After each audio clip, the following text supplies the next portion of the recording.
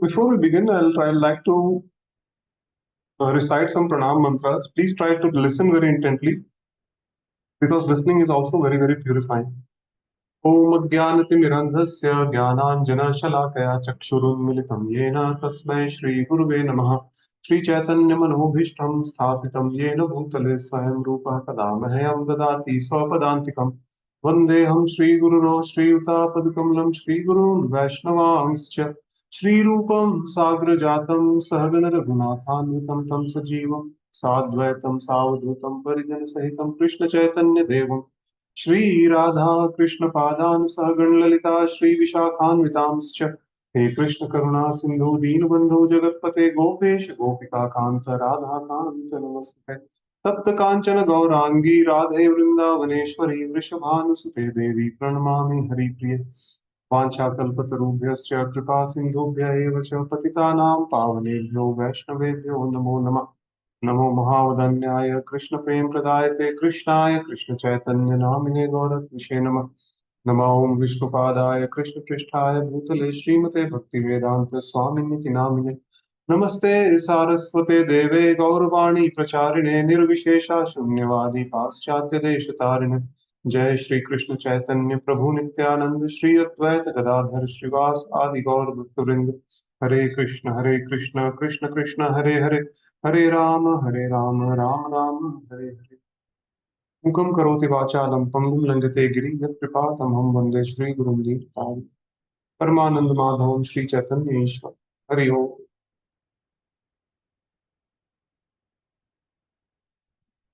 Okay.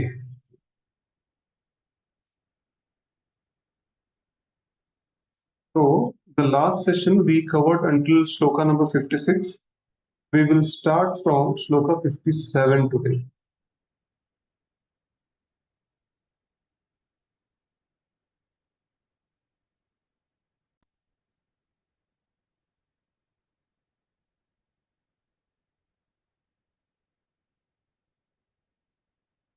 Okay, so this Sloka goes like this. Yes, यह सर्वत्र यह सर्वत्रान्विस्नेहस्तत्तत् प्राप्य शुभाशुभम् नाभिनन्दति न द्वेष्टि तस्य प्रज्ञा प्रतिष्ठिता. So the translation goes, in the material world, one who is unaffected by whatever good or evil he may obtain, neither praising it nor despising it, is firmly fixed in the perfect knowledge. The purport, it says, there is always some upheaval in the material world which may be good or evil. One who is not agitated by such material upheavals, who is unaffected by good and evil, is to be understood to be fixed in Krishna consciousness. As long as one is in this material world, there will always be a possibility of good and evil because this world is full of duality.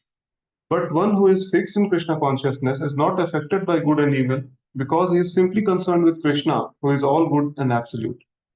Such consciousness in Krishna situates one in the perfect transcendental position called technically samadhi.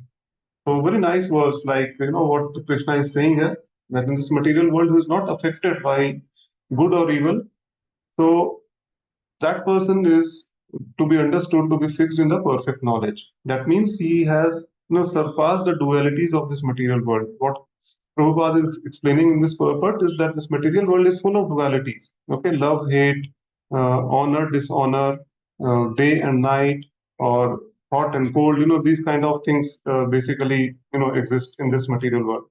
And further in the Bhagavad Gita, in the 8th chapter, Krishna says that this world is a dukhalayam ashashvatam. Ashashvatam means it's ever changing. Okay, that means what happens is that like if some good times are here right now, some not so good times are bound to come. We'll have to face them over a period of time. And similarly, if we are going through a rough patch, if we are going through a bad time, okay, that is also not going to last forever.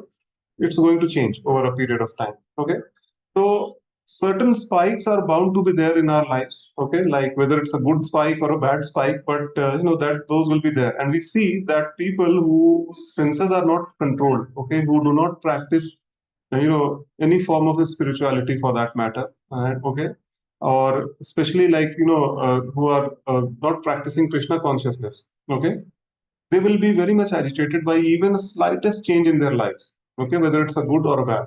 If there is good change, they will be so excited that they will be very ecstatic about it, okay, and they will be in that zone, continue to be in that zone for a few weeks, okay, before they come back to the normal state. Similarly, if something bad happens, then they become so morose, and it continues over a period of time, and then it takes some time for them to come back again to the normal state. So this is the situation of 99% of the people out there.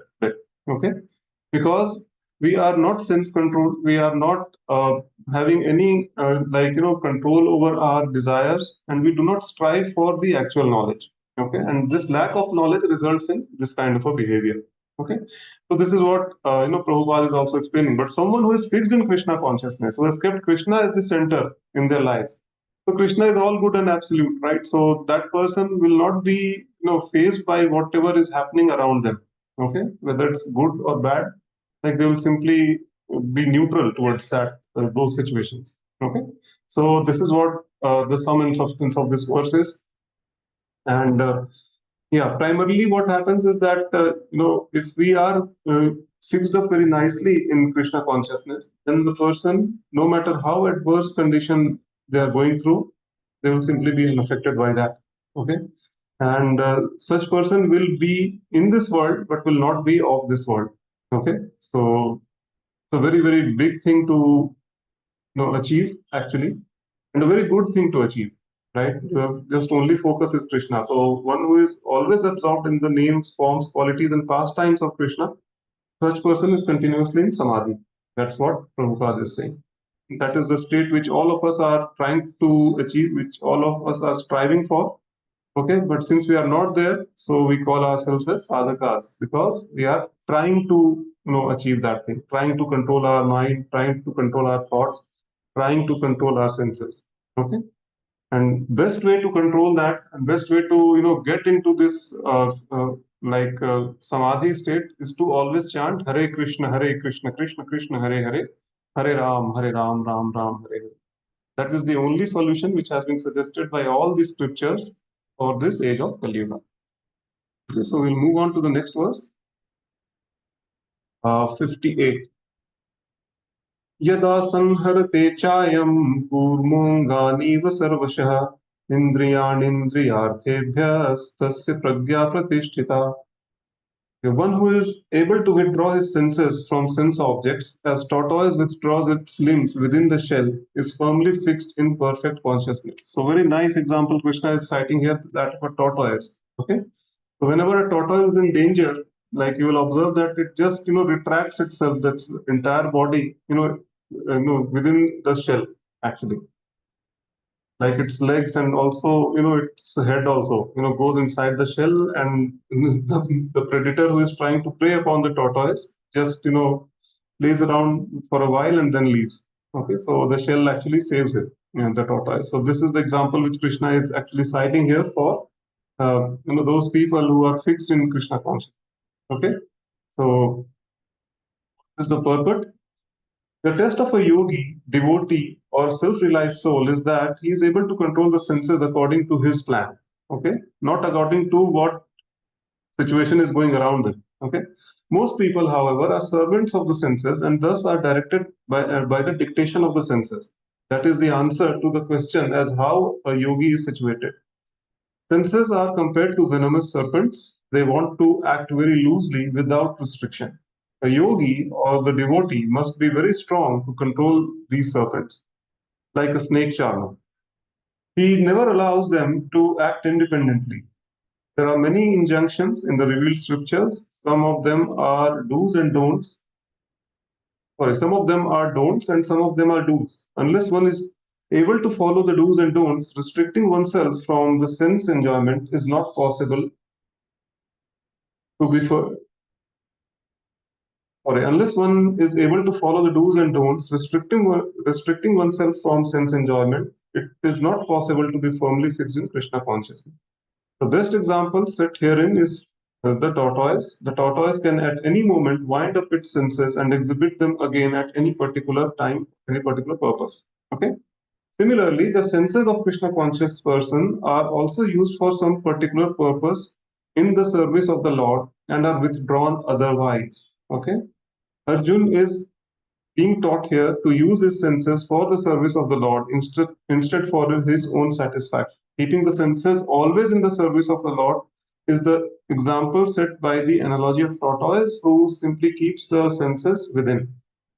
Okay, so some very important points Prabhupada is mentioning. Okay, so in the revealed scriptures, first of all, there are certain set of do's and don'ts. In fact, this entire Bhagavad Gita is basically a life manual, a set of do's and don'ts. Okay, one who is able to follow these do's and don'ts are is to be considered a true yogi or someone who is the master of oneself. That means the senses are not acting freely, or he or she is not being directed by their senses. Rather, the senses are being controlled by that person. Okay, so that is the mark of a true yogi or a person who is situated in perfect Krishna consciousness. Okay, and the example of tortoise, as the analogy is given here by Krishna himself, that a tortoise, whenever it wants, it can just retract its senses or the limbs basically within the shell, and when the need arises, it just it can put them out of the shell also.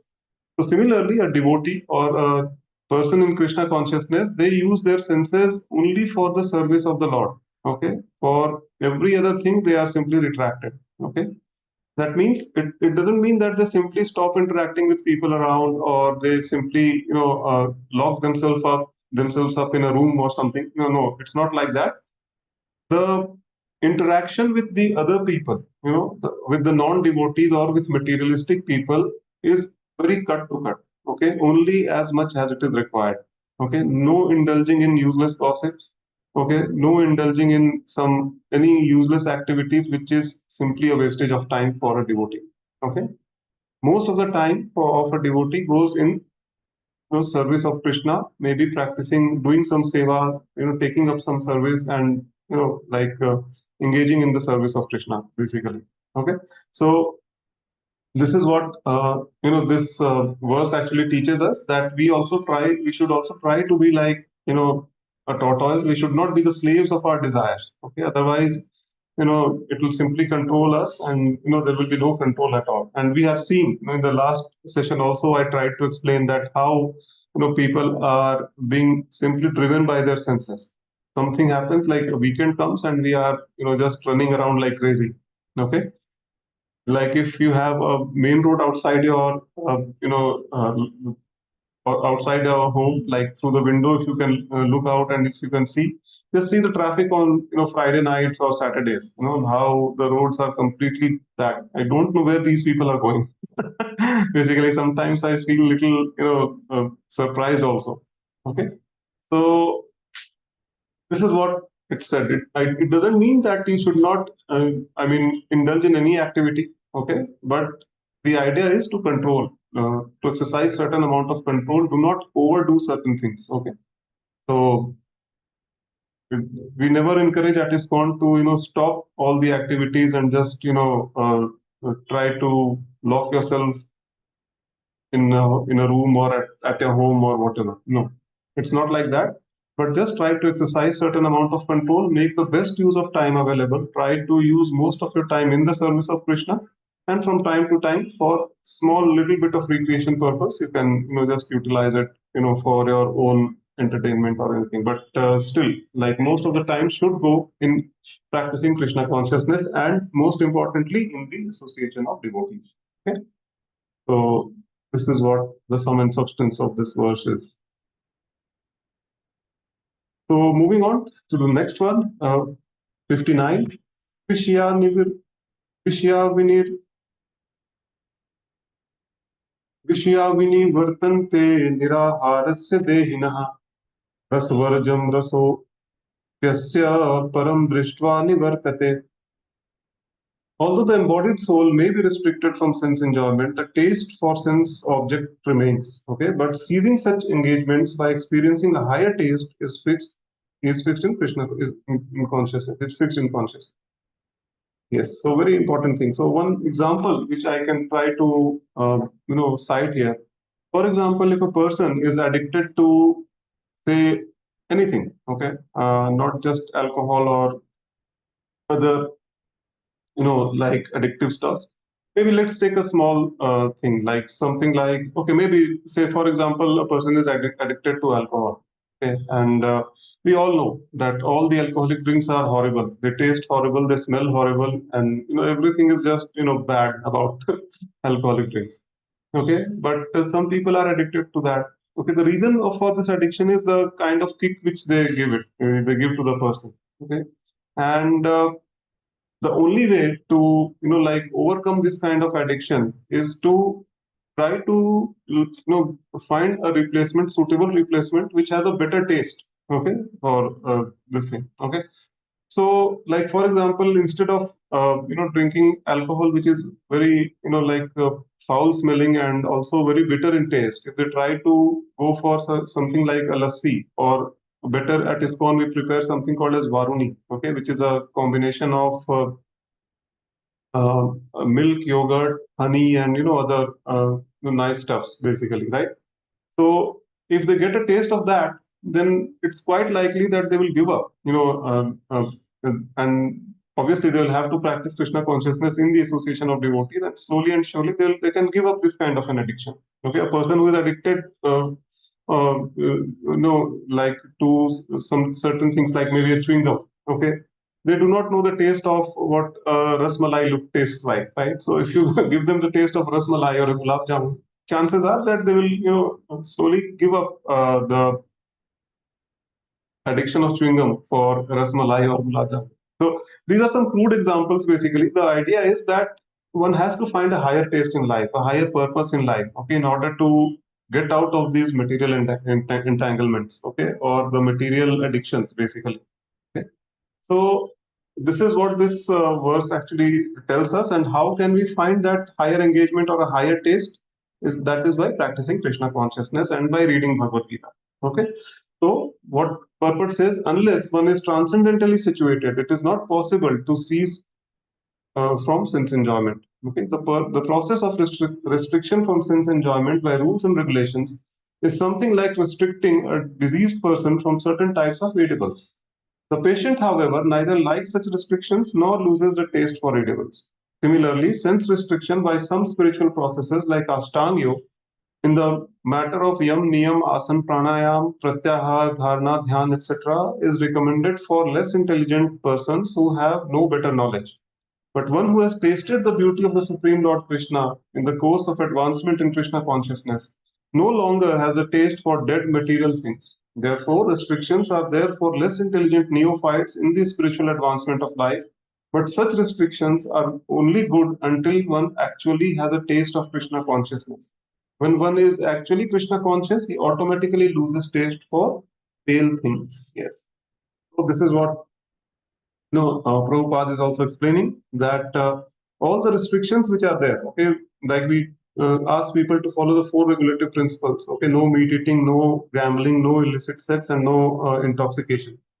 So people are very, like, especially some people who are not into spirituality, they are just taken aback that kind of life you are living, okay, why you are being so cruel to yourself, okay, because for them they cannot understand the taste that we are getting in Krishna consciousness, okay, until and unless we come here, we associate with the devotees, we read the Bhagavad Gita as we are doing today, okay, or we are attend some satsangs, right, we will never ever understand that what is the taste that we are deriving from these kind of spiritual activities, okay. So that is the reason why they simply cannot believe that a person, a devotee, especially, they can live a life with, giving up so many things. Okay, it's simply unimaginable for them. Okay, so but what Prabhupada is saying here, that a person or a devotee, like who is fixed up in Krishna consciousness, he knows better, right? Like one who has actually tasted, what this Krishna consciousness is, right? They will never be uh, like confused at all, in giving up any material things. They'll simply lose that their taste on their own for all the material things and the material engagements, right? So this is what I tried to explain in the previous session also. Okay, that once you start chanting Hare Krishna, Krishna Krishna, Hare Hare, Hare Ram, Ram Hare Hare, no one is going to force you, to give up any material engagements or any material addictions. It will automatically come. Why? Because we will start finding higher taste in chanting. You will start finding higher taste in eating Krishna Prasadam. You will start finding higher taste in the association of devotees, and you will start finding higher taste in reading the scriptures like Bhagavad Gita and Bhagavatam. Okay, no other material engagement can act as a substitute for these activities, because these are transcendental activities. Okay? These are beyond the three modes of material nature. Okay, these are non-material, these are spiritual activity. Okay, so that is the reason why we just need to exercise certain amount of control during the initial phases of our practice of Krishna consciousness. And once we start practicing it, slowly but surely, we will definitely lose taste for all unnecessary material engagements. This particular verse said, we need to find a higher taste. So, verse number 60, Yatato hyapi kaunteya purushasya vipashchitah indriyani pramathini haranti prasabham manaha. These senses are so strong and impetus, O Arjun, that they forcibly carry away the mind even of a man of discrimination who is endeavoring to control them. Yes, very important thing. That senses are very, very strong. Okay. There are many learned sages, philosophers, and transcendentalists who try to conquer the senses, but in spite of their endeavors, even the greatest of them sometimes fall victim to the material sense enjoyment due to agitated mind. Even Vishwamitra, a great sage and a perfect yogi, was misled by Menka into sex enjoyment, although the yogi was endeavoring for sense control over with severe types of penances and yoga practice. And of course, there are so many similar instances in the history of the world. Therefore, it is very difficult to control the mind and senses without being fully Krishna conscious. Okay? Without engaging the mind in Krishna, one cannot see such material engagements. And then finally, we'll just go to the last paragraph. Krishna consciousness is such transcendently nice thing that automatically material enjoyments become distasteful. Yes, exactly what we have been, meditating upon for last, I think, 2 or 3 verses. Okay, it is as if a hungry man has satisfied his hunger by sufficient quantity of nutritious edibles. Maharaj Ambrish also conquered a great yogi, Durvasa Muni, simply because his mind was engaged in Krishna consciousness. Okay, so very important thing that senses are very, very strong. It's like even the most powerful yogis are sometimes misdirected. Okay, by the force of the senses. Okay, one example cited here is Vishwamitra. Vishwamitra was a great yogi, okay, a great sage, and he was engaged in meditative practices, but his meditation and all his yogic practices was simply destroyed by an apsara called Menka. Okay, and similarly, there have Prabhupada says that there are so many other instances in the history, okay, where people who were trying to practice some yogic processes, and they just fell prey to the force of the senses. Okay, so what Prabhupada is saying here, that the practice of Krishna consciousness is so beautiful that automatically all your the material engagements will become distasteful over a period of time. Yes, some of them are very important for us. For example, to maintain our family, we have to work. Okay, and in order to work, we have to go to an office or our workplace. We have to interact with people around there. But a devotee, the difference between a common man and a devotee is, whereas a common person is doing all these activities in the mode of passion, in a hope to get a nice appraisal, nice promotion, a nice salary hike, so that he or she can maintain their family more nicely. Okay, uh, the devotee, on the other hand, is simply doing it as a duty, as a duty to to take care of the family. Okay, nothing more than that. The hankering for nice appraisals or promotions is not there in a devotee. Okay? They will simply just go to the office or their workplace, complete their job, and come back. Okay, whatever they get, they are simply satisfied with that. Okay, why? Because they have slowly lost the taste in all the material engagements. You'll hardly find a devotee, like gossiping with each other. Okay, they simply interact with each other. Yes, they are very pleasant to talk to. Yes, but at the same time, they will not spend or waste their time in gossiping. They are very cut to cut. They will talk about either seva, or they will either talk about name, forms, qualities, and pastimes of Krishna. Okay, no other discussion on mundane topics.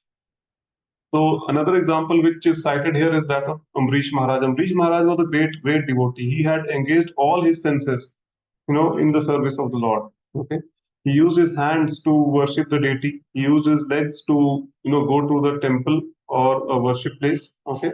He used his eyes to see the deity. Okay. Deities of Sri Radha and Krishna. And he used his nose to smell the flowers which have been offered to the deity. Okay.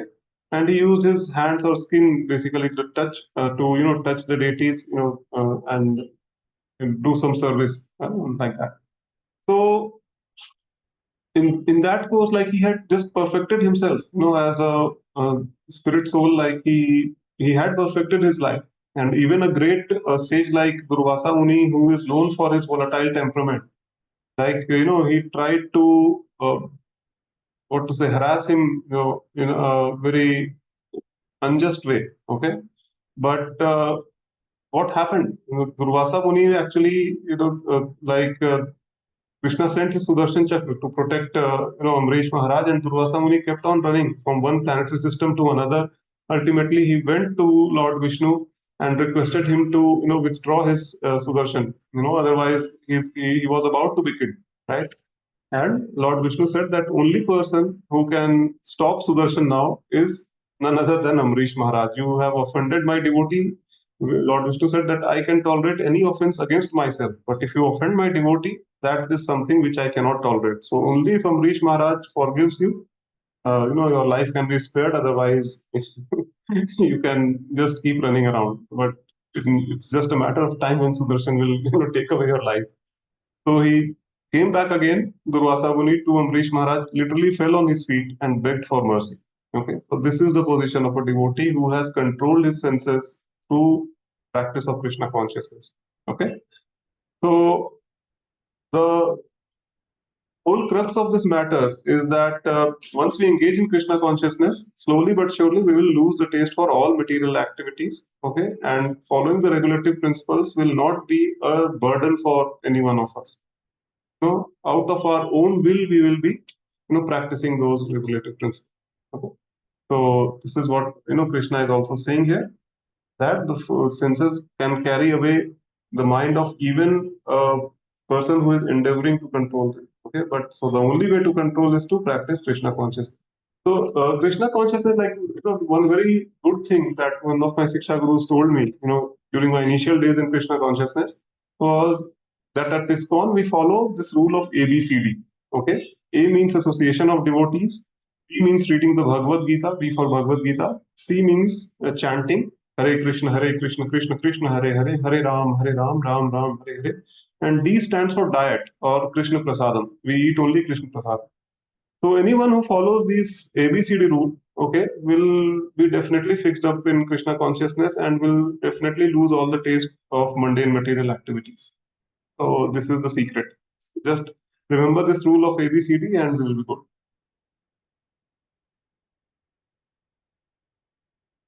Okay, so that brings us to the 61st verse.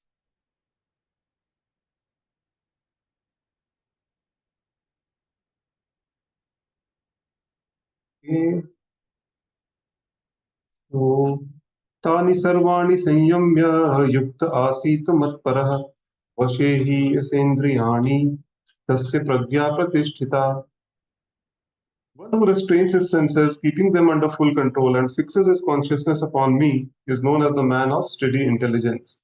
So, at the highest conception of yoga perfection, the highest conception of yoga perfection is Krishna consciousness, is clearly explained in this verse. Okay, that means what? One who restrains his senses, keeping them under full control, and fixes his consciousness upon me. Okay, is known to be a man of steady intelligence. So, this is what Krishna is saying. Okay.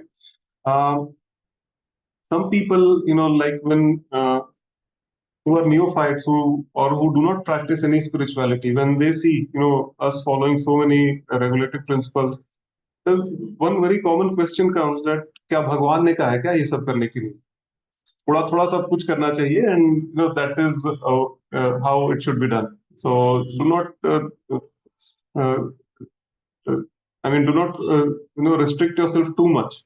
Okay, so this is what they say. But yes, students of Bhagavad Gita will be very clear. If someone says like that, then they can answer back, yes, Bhagwan ne kaha hai. Okay, and this is the verse which they can refer to. Okay, restrain your senses and keeping them under full control and fix the consciousness upon me. Then and only then we can progress in Krishna consciousness. Otherwise, मजा भी करेंगे, भगवत धाम भी चले जाएंगे, that is not going to happen. These two are parallel lines, they will never intersect. Okay, so either we will have to choose material enjoyment, or we will have to choose Krishna consciousness. Okay, so but the beauty of Krishna consciousness is that one who tries very sincerely, even makes a small sincere effort, to progress on this path of Krishna consciousness, they will automatically lose taste for all the other material enjoyments. Okay, that we have seen in the previous verse. So what the purport here says is that that the highest conception of yoga perfection is Krishna consciousness, and that is clearly explained in this verse. And unless one is Krishna conscious, it is not possible to control the senses. Yes. As cited above, the great says Durvasa Muni picked a quarrel with Maharaj Ambrish, and Durvasa Muni unnecessarily became angry out of pride and therefore could not check his senses. On the other hand, the king, although not as powerful a yogi as the sage, but a devotee of the Lord, silently tolerated all the sage's injustices and thereby emerged victorious. Okay?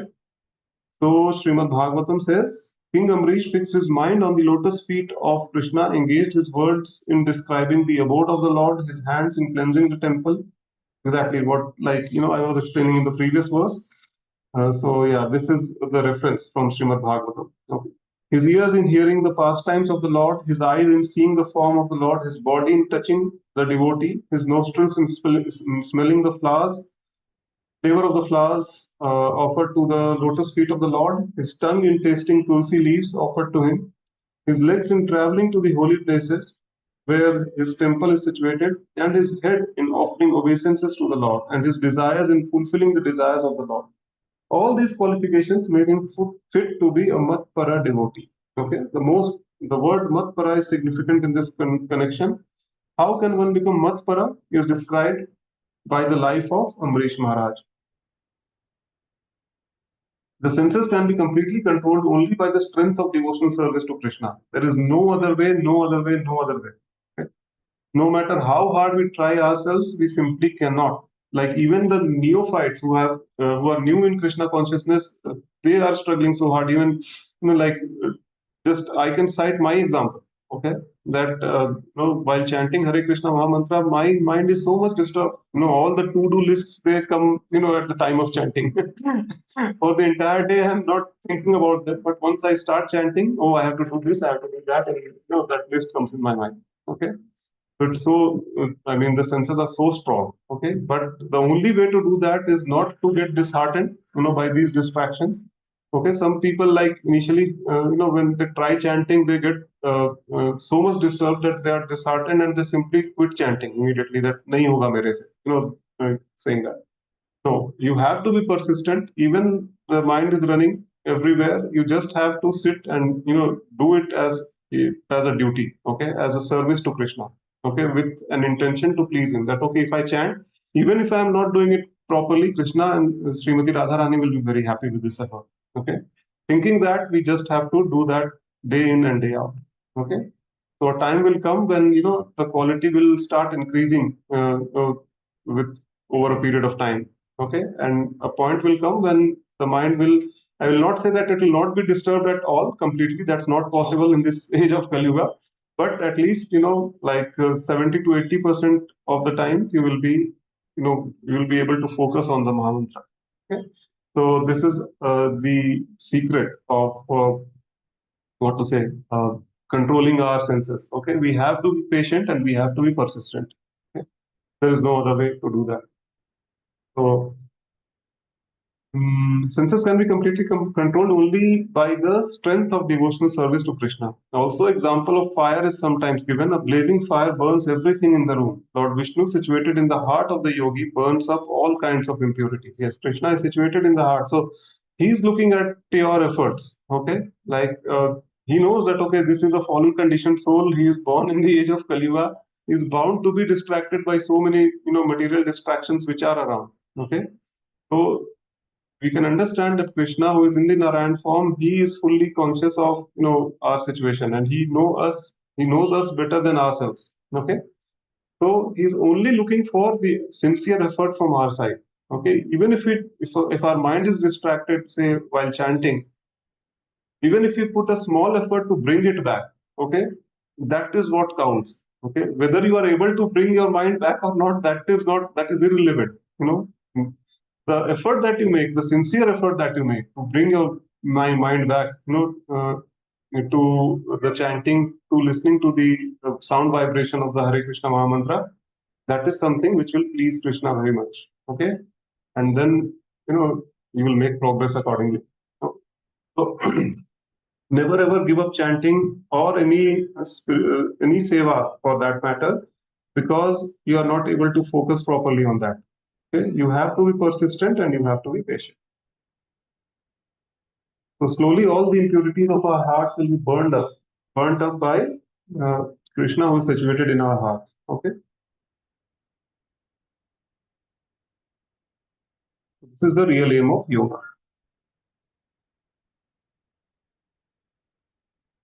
So now 62 and 63, these are two very important verses. Okay, this is going to tell us about the anger management aspect of in everyone's life. Like okay, today's life uh, is so stressful that we get triggered very easily.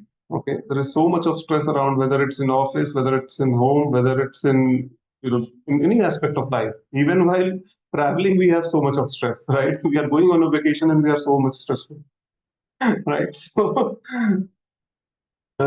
it's very easy to get triggered in such situations. Okay, and that is the reason why if you are watching YouTube, there you will find so many videos on anger management. Okay, some experts are there who are trying to like suggest some breathing exercises or some counting exercises or so many, but just do not go through those videos. Okay, just listen to Lord Krishna, what he is saying in the Bhagavad Gita. He is giving us the exact reason why we are getting angry and how to control that. Like once you know the reason, automatically it will be easier for you to control. Okay, once the knowledge is there, then I think it's easy to control, right?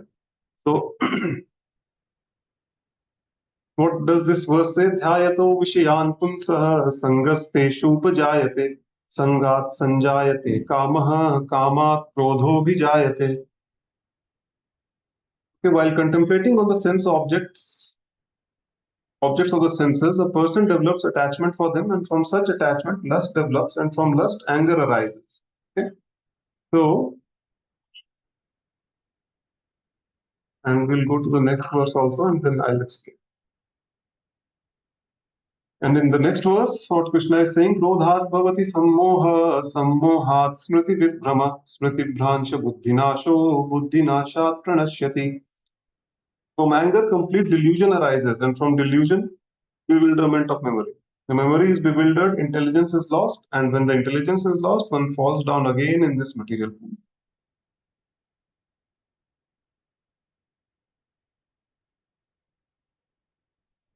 So, a very nice example is given here. For example, for an impersonalist, the Lord or the absolute being is impersonal and he cannot eat. Okay, whereas a personalist tries to avoid good Whereas an impersonalist tries to avoid good eatables, a devotee knows that Krishna is the supreme enjoyer and he eats all that is offered to him in devotion. Okay? Patram pushpam phalam toyam yome bhaktya prayachati tad aham bhaktya upritam ashnami triyatatmana. If one offers to me, what Krishna is saying, if one offers to me patram, a leaf, pushpam, flower, phalam, fruits, and toyam, water, with love and devotion, I accept them. Okay, this is what Krishna is confirming. So a devotee knows that. Okay, Whereas a person who is impersonalist, who believes in the impersonal form of the Lord, that the supreme absolute truth is just a form. I mean, it doesn't have a form. It's formless. It's impersonal. So they will not understand this. Okay, and then they try to put certain restrictions on themselves. Okay, so by avoiding certain, say for example, good eatables, they will not take that.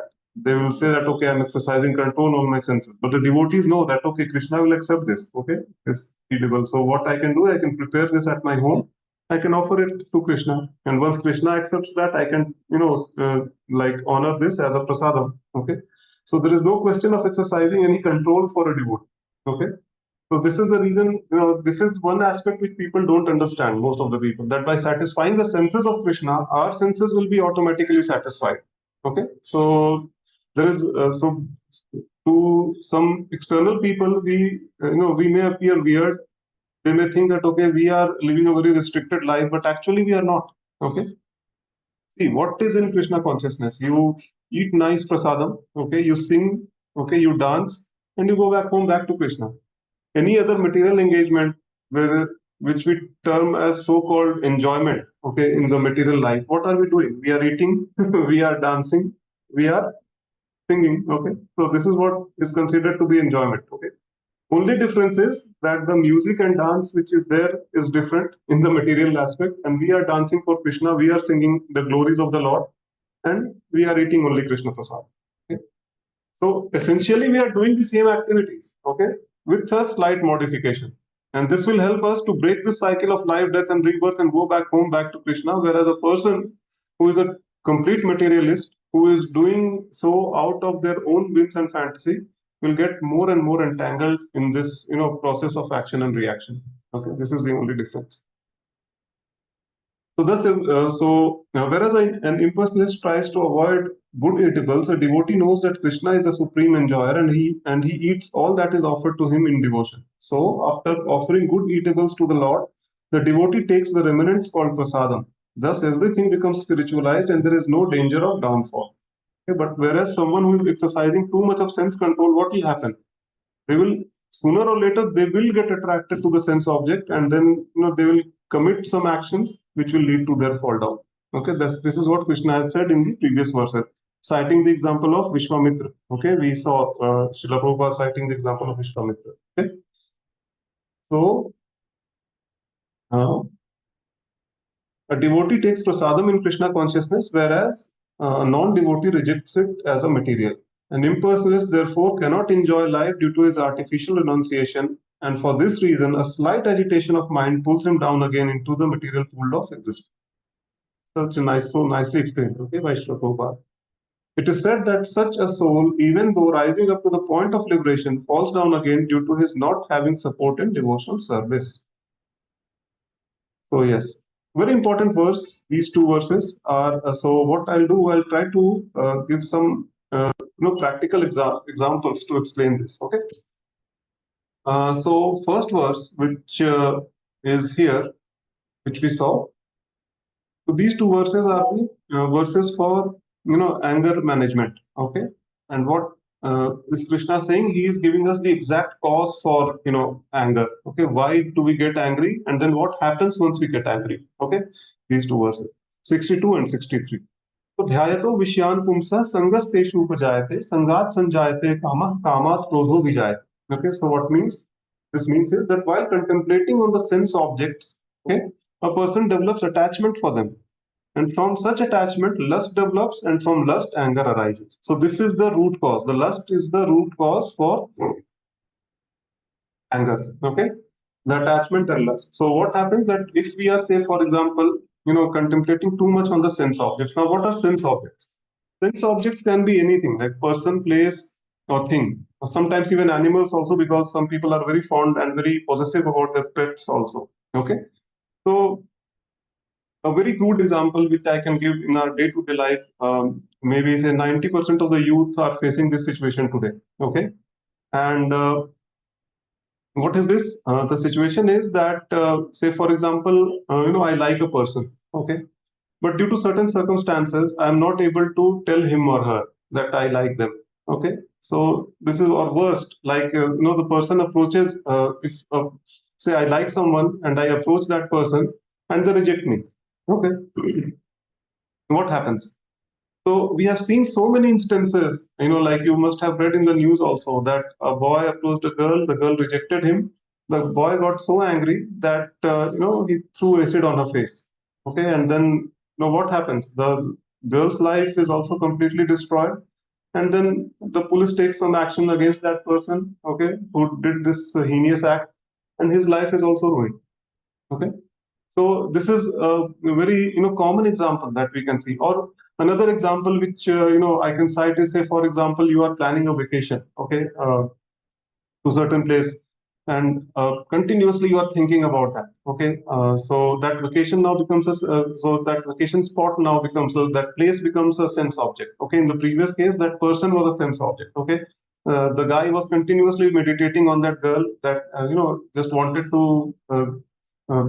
He kept on thinking about that girl and wanted to spend some time with her, or maybe like he had some other plans also with her. But that plan was completely ruined once the girl rejected him. Okay, so similarly there can be same attachment. So he developed certain attachment for that girl, and with that attachment, what happened? The lust came in. Okay, he wanted to enjoy that girl for himself.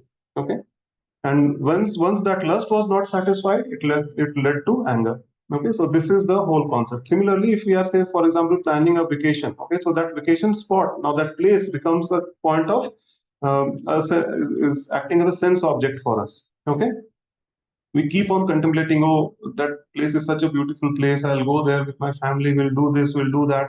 So this kind of meditation is going on, so we are contemplating on that sense object. Okay, what happens once we keep on contemplating? We develop attachment, that okay, I have to go there desperately. Okay, so that means the lust is now arising out of that attachment. Why? Because we want to go there, we want to enjoy. Okay, so, and see, then now what happens? We try to book the air tickets, and say, for example, during on that particular day, your network is running very slow, which actually happens. What happens?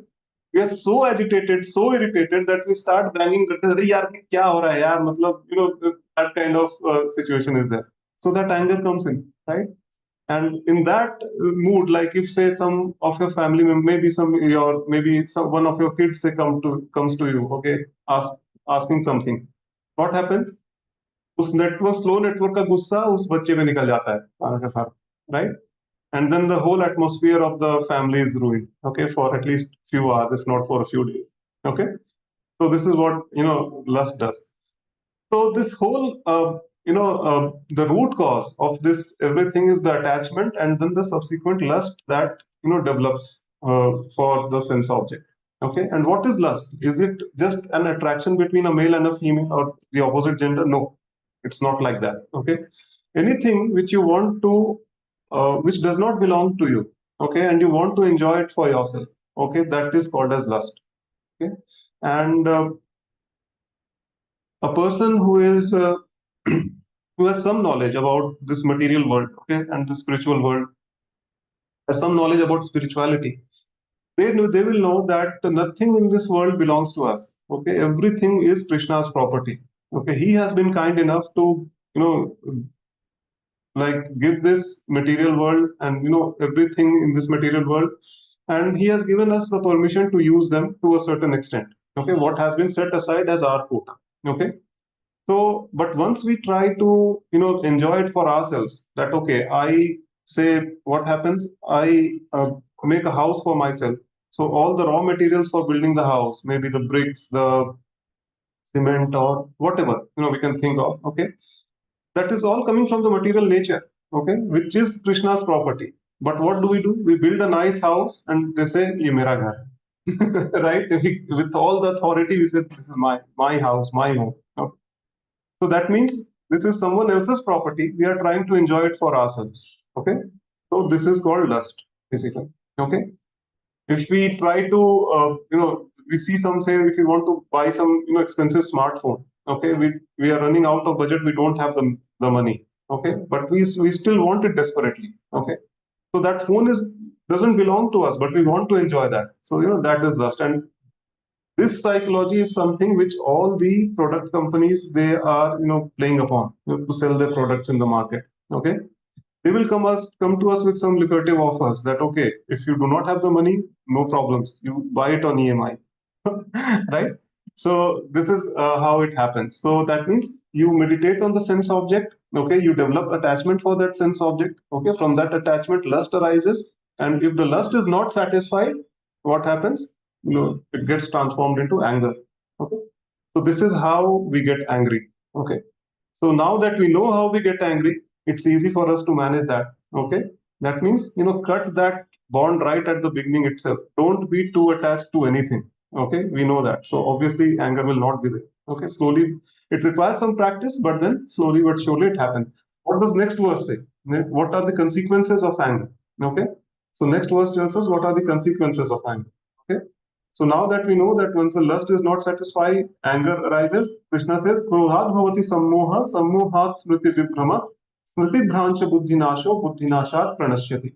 Okay, that means from anger, complete delusion arises, and from delusion, bewilderment of memory. And that when memory is bewildered, intelligence is lost, and when intelligence is lost, one falls down again in this material pool. Okay, something very similar to the example that I cited just in the previous verse. Okay, that a boy approaches a girl, likes the girl, girl rejects him. Boy gets so angry because he was very lusty. The lust was not satisfied. He gets angry and he throws acid on the face. That means that once what happens from the from anger, what happens? A delusion arises. Okay, that means that boy was completely deluded in anger, right? From the rejection of that girl, he became so angry that he was completely deluded. Okay, and from that delusion, what happened? Bewilderment of memory happens. Okay, from bewilderment of memory, loss of intelligence, and in that fit of rage, what the guy does is that he throws acid on the face. Okay, and what happens? It's just a moment's action. Okay, like maybe 1 or 2 seconds, we are not able to control our anger. In that fit of rage, we do some actions or perform some activities or say something, and it ruins our life completely. Okay, another example can be that we pick up some argument from with one of our family members. Okay, and then we get so angry, and in that anger we say something, and our relationship is completely ruined for the entire life.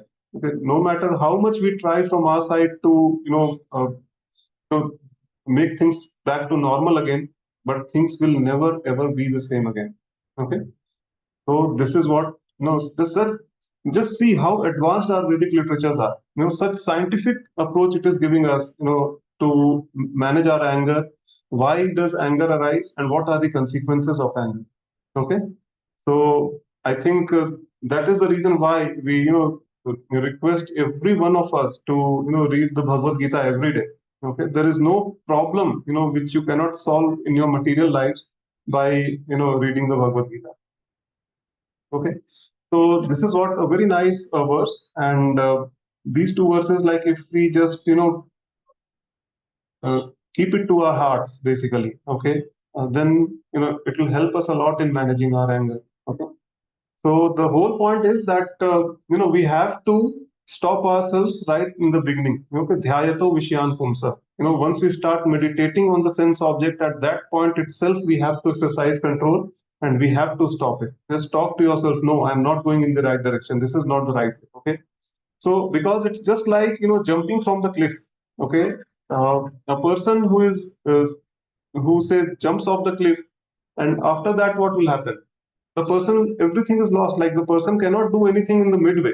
Okay, उसके बाद जो करेगा वो gravity करेगी. Right? Chances are that the person will die, or at max हाथ पैर तो टूटेंगे ही टूटेंगे.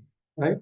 So the only point where the person can stop himself or herself from jumping off the cliff is just when they are standing on the cliff. Okay, once they jump, nothing can be done after that. Okay, so similarly, once the lust arises, then nothing can be done. Like after that, lust will control us. Okay, and once it is not satisfied, what will happen? We will get angry. Now, very important question may arise. Someone may ask, Prabhuji, okay, what say you are saying that this lust is the cause. So if the lust is not satisfied, we get angry. So why not just satisfy the lust? Okay. So what will happen in that case? So as I said that this is how the marketing people, like work on us. Okay, they say that okay, if you don't have money right now to buy, say something, say an expensive smartphone, no worries, you just pay in EMIs. Okay, so you start paying the EMIs. Okay, so what happens when you pay the EMIs? Okay, you simply get addicted to buying some expensive stuffs on EMIs, and on top of that, you ultimately end up paying more money, than what is being quoted as the MRP. Okay, we all know that. So similarly, what happens when you keep on satisfying the lust, greed arises. Okay, that okay, today you will be lusty about something, you go ahead, you satisfy that. Tomorrow you'll be lusty about something else. Then you will try and satisfy that as well. Day after tomorrow you'll be lusty about something else. So this will go on, and ultimately a point will come when your lust will not be satisfied. You will get angry. You will do something stupid in that fit of rage. Okay. So this lust is very dangerous. Whether it is satisfied or it's not satisfied, it doesn't matter. Okay, it simply takes control of the senses, and it will just throw us back in this material pool of existence, and put us back into this cycle of life, death, and rebirth. Okay. So the only point where we can exercise some control is right in the beginning when we start meditating upon the sense object. We need to identify that okay, this particular person, place, animal, or thing is a sense object, and I have to stop, meditating upon that. Just try to exercise some control slowly and surely. You will, be completely detached from any person, place, animal, or thing. Okay, so no question of lust, and then after that, no question of getting angry. Okay. So this is how beautifully Bhagavad Gita explains us the concept of anger management, and we just need to follow this, and we will be really blissful. Okay? So on that note, I would like to end today's session. If there are any questions, any realizations, I will take it now. Ashwini Mataji, Rupesh Babu. Anyways, like you can put your questions on chat if you can't speak.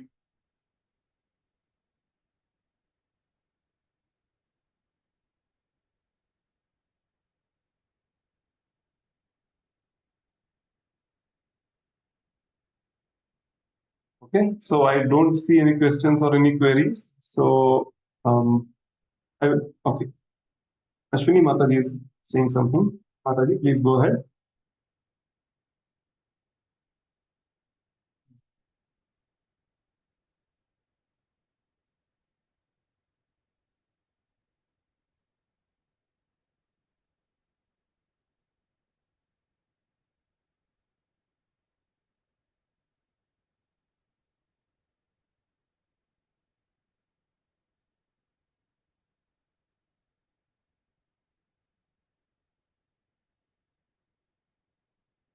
Then Mataji, you want to write something? You can write it on the chat if you want to ask anything.